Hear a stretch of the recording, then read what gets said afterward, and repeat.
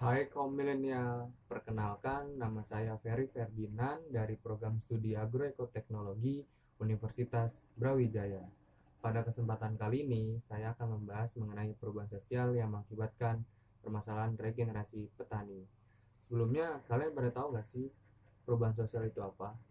Nah, jadi perubahan sosial adalah perubahan yang terjadi di dalam masyarakat yang mengakibatkan perubahan sikap, nilai, dan pola perilaku.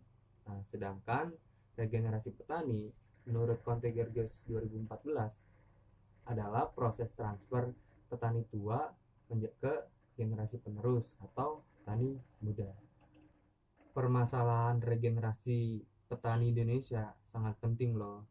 Coba deh, di antara kalian ada nggak yang menjadi petani? Padahal profesi ini sangat penting loh bagi Indonesia.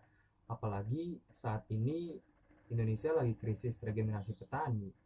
Contoh nyatanya, coba deh kalian pergi ke sawah. Kalian bakal sulit tuh nemuin petani-petani yang seumuran kita.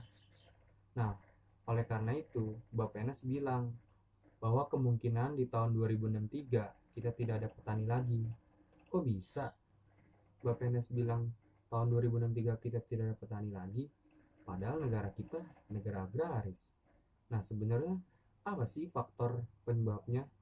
Berdasarkan data BPS tahun 2020, jumlah pekerja petani pada tahun 2006 sebesar 42,3 juta.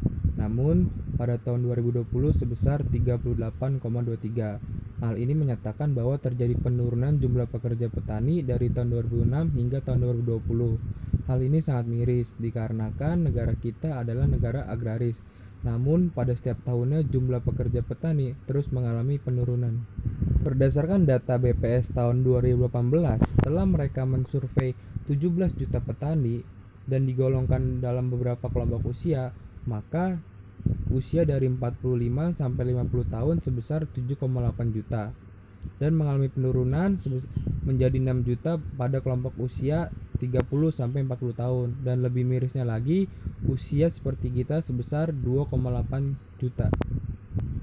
Berdasarkan data BPS tahun 2020, upah rata-rata pekerja atau buruh dari berbagai sektor pekerjaan di Indonesia, maka sektor pertanian ialah sektor yang paling rendah, di mana dalam setahun mereka menghasilkan 12,5 juta, sedangkan sektor industri sebesar 36 juta per tahun dan sektor pertambangan sebesar 72 juta per tahun.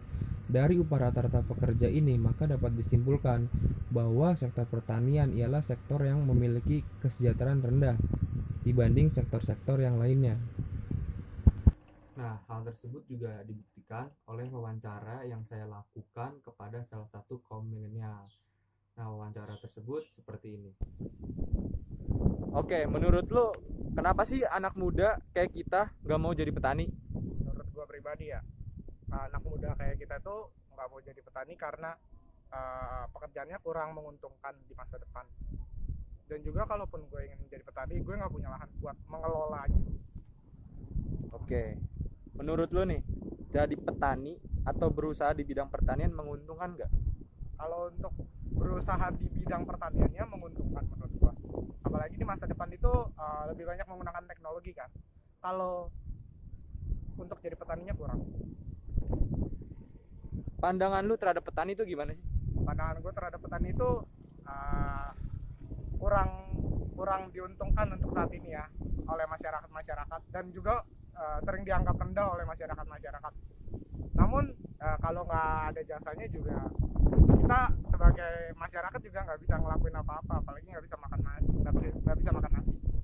Oke, menurut lo apakah pekerjaan sebagai petani bisa jadi pekerjaan impian yang di masa akan datang? Kalau menurut gue pribadi, untuk menjadi pekerjaan impian itu susah sih, berat. Menurut gue kurang.